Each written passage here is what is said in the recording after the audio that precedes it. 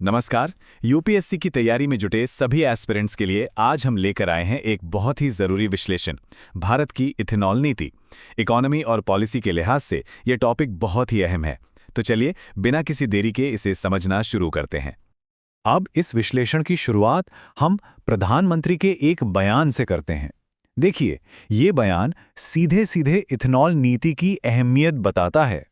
बात सिर्फ पर्यावरण की नहीं है, बल्कि ये देश की ऊर्जा सुरक्षा, उसकी इकोनॉमी, उसकी एक स्ट्रेटेजिक जरूरत है। तो सवाल यही उठता है कि आखिर ये इथेनॉल अभियान है क्या? और इससे भी जरूरी बात कि परीक्षा के लिहाज से ये इतना इंपॉर्टेंट क्यों हो गया है? चलिए अगले कुछ मिनटों में इन्हीं सवालों के जवाब ढूंढते हैं। देखिए, किसी भी मुश्किल टॉपिक को समझने का सबसे अच्छा तरीका है उसकी जड़ों तक जाना, उसकी बुनियाद को समझना। तो सबसे पहले हम बायोफ्यूल्स यानी जैव ईंधन से जुड़ी कुछ बेसिक बातें क्लियर करेंगे। और हाँ, यहां जरा ध्यान से सुनिएगा, क्योंकि प्रीलिम्स में यहां से सीधे कीवर्ड्स बन सकते हैं। तो इथेनॉल, अच्छा इसे एथिल अल्कोहल भी कहते हैं, ये एक तरह का लिक्विड है। और जब इसकी शुद्धता मतलब प्योरिटी 99% से ज़्यादा होती है, तब इसे पेट्रोल में मिलाया जाता है। और है क्या ये? ये एक किस्म का बायोफ्यूल है, मतलब ऐसा फ्यूल जो बायोमास से बनता है। और फिर एक शब्द आता है बायोएथेनॉल। तो जब हम बायोएथेनॉल कहते हैं तो इसका मतलब है वो एथेनॉल जो जैविक स्रोतों से बना हो, जैसे कि गन्ना, मक्का या फिर खेती से निकलने वाला कचरा। इसका सीधा सीधा नाता है रिन्यूएबल एनर्जी से, जो हमारी पूरी पॉलिसी का एक बहुत बड़ा पिलर है। अच्छा, अब ये जो स्लाइड है ना, ये वाकई में बहुत दिलचस्प है। ये बायोफ्यूल्स की जनरेशंस को बहुत ही आसान बना देती है। इसे याद रखने का एक सिंपल सा फॉर्मूला है। 1G यानी फूड से, जैसे गन्ने का शीरा। 2G यानी वेस्ट से, जैसे शहरों का कचरा। और 3G मतलब फ्यूचर टेक से, जैसे बायो सीएनजी। ये जो क्लासिफिकेशन है, ये एग्जाम के लिए बहुत बहुत जरूरी है। इसे जरूर नोट कर लें। चलिए, ये तो समझ लिया कि ये क्या है। अब जरा आगे बढ़ते हैं और ये देखते हैं कि भाई ये बनता कैसे है। अब हम थोड़ा सा प्रोडक्शन की टेक्निकल डिटेल्स में जाएंगे, लेकिन घबराइए नहीं, हम इसे बहुत ही सिंपल तरीके से समझेंगे। इस टेबल पर जरा गौर कीजिए। ये चीनी और इथेनॉल प्रोडक्शन के बीच का एक ट्रेड ऑफ दिखाती है। देखिए, जब सी हेवी शीरे का इस्तेमाल होता है तो चीनी ज्यादा बनती है, 115 किलो, और इथेनॉल कम, सिर्फ 10.8 लीटर। लेकिन जैसे ही बी हैवी शीरे पर शिफ्ट होते हैं, चीनी थोड़ी कम हो जाती है, 95 किलो, पर इथेनॉल का प्रोडक्शन लगभग डबल, मतलब 21.75 लीटर हो जाता है। यही वो पॉलिसी लेवल का बदलाव है जिसने पूरे प्रोडक्शन को एक नई रफ्तार दी है। एक और टेक्निकल पॉइंट जो समझना बहुत जरूरी है, वो है गन्ने और अनाज से इथेनॉल बनाने का फर्क। देखिए, गन्ने में होता है सुक्रोज, जो एक सिंपल शुगर है। इससे इथेनॉल बनाना काफी सीधा प्रोसेस है। दूसरी तरफ अनाज में होता है स्टार्च, जो एक कॉम्प्लेक्स कार्बोहाइड्रेट है। तो इससे पहले सिंपल शुगर में तोड़ना पड़ता है, फिर फर्मेंटेशन होता है, मतलब एक एक्स्ट्रा स्टेप। और यही एक्स्ट्रा स्टेप अनाज से प्रोडक्शन को थोड़ा ज्यादा कॉम्प्लेक्स बना देता है। तो हमने साइंस समझ ली, अब बारी है पॉलिसी की। अपने विश्लेषण का रुख अब हम नीति की तरफ करते हैं। देखिए, ये वो सेक्शन है जो मेंस के किसी भी जवाब की जान बन सकता है। देखते हैं सरकार की बड़ी बड़ी पहले क्या रही हैं। ये नंबर याद रखिएगा, 10%। ये वो इथेनॉल ब्लेंडिंग का टारगेट है जिसे भारत ने जून 2022 में ही हासिल कर लिया था। और कमाल की बात यह है कि ये टारगेट हमने डेडलाइन से काफी पहले ही पूरा कर लिया।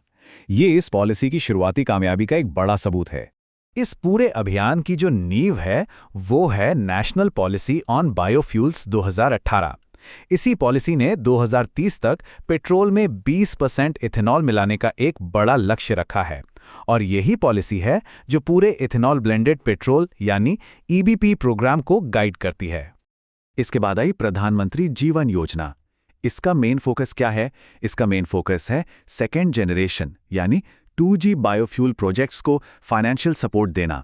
अगर आसान भाषा में कहें तो ये स्कीम कचरे से फ्यूल बनाने वाली टेक्नोलॉजी को सपोर्ट करती है और उसके लिए जो भी जरूरी इंफ्रास्ट्रक्चर है उसे बनाने में मदद करती है। और बात सिर्फ देश तक ही सीमित नहीं है, यहाँ भारत एक ग्लोबल लीडर के तौर पर भी सामने आ रहा है। 2023 में जो ग्लोबल बायोफ्यूल अलायंस लॉन्च हुआ, उसका मकसद ही है सस्टेनेबल बायोफ्यूल्स को बढ़ावा देने के लिए दुनिया के देशों को एक साथ लाना। ठीक है, तो फायदे तो हमने देख लिए, लेकिन एक अच्छा मेंस का जवाब हमेशा बैलेंस्ड होता है। इसलिए सिर्फ अच्छी बातें जानना काफी नहीं है, हमें एक्सपर्ट्स की चिंताओं को भी समझना होगा। तो चलिए अब जरा सिक्के का दूसरा पहलू भी देखते हैं। तो देखिए, एक्सपर्ट्स ने कुछ बहुत ही वाजिब चिंताएं भी जताई हैं, जैसे गन्ने की खेती में पानी का बहुत ज्यादा इस्तेमाल होता है, फिर जो सरकारी सब्सिडी दी जाती है उसका खजाने पर कितना बोझ पड़ता है, और सबसे बड़ी बहस तो फूड वीएस फ्यूल की है। मतलब क्या हमें अपनी खाने पीने की फसलों का इस्तेमाल गाड़ी चलाने के लिए फ्यूल बनाने में करना चाहिए? ये समझना जरूरी है कि इथेनॉल कोई जादू की छड़ी नहीं है, बल्कि ये एक बड़ी एनर्जी स्ट्रैटेजी का सिर्फ एक हिस्सा है। तो ठीक है, हमने कॉन्सेप्ट्स, प्रोसेस, पॉलिसी और क्रिटिसिज्म सब कुछ समझ लिया है। अब वक्त है ये देखने का कि हमें कितना याद रहा। यहाँ यूपीएससी स्टाइल के कुछ सवाल हैं जो इस टॉपिक पर आपकी पकड़ को और मजबूत करेंगे। तो तैयार हैं? पहला सवाल, नेशनल पॉलिसी ऑन बायोफ्यूल्स 2018 में एथेनॉल ब्लेंडिंग का सांकेतिक लक्ष्य क्या है और किस साल तक इसे पाना है? सोचिए जरा, अभी अभी हमने इस पर बात की है। दूसरा सवाल हमारे फूड वेस्ट फ्यूचर वाले फॉर्मूले से जुड़ा है। पॉलिसी के मुताबिक म्युनिसिपल सॉलिड वेस्ट यानी शहरों का कचरा किस जनरेशन 1G, 2G या 3G के बायोफ्यूल में आता है? तीसरा सवाल थोड़ा सा टेक्निकल है, ये प्रोडक्शन प्रोसेस की समझ को परखेगा। जब हम गन्ने से इथेनॉल बनाते हैं और जब अनाज से, तो दोनों के स्टार्टिंग मटेरियल में मेन केमिकल डिफरेंस क्या है? चौथा सवाल, PMG1 योजना, ये योजना किस तरह के बायोफ्यूल प्रोजेक्ट्स को फाइनेंशियल सपोर्ट देती है? और ये रहा आखिरी प्रैक्टिस क्वेश्चन, ये आपके क्रिटिकल पर्सपेक्टिव को चेक करेगा। भारत के इथेनॉल अभियान को लेकर एक्सपर्ट्स ने जो चिंताएं जताई हैं, उनमें से कोई एक बड़ी चिंता बताइए।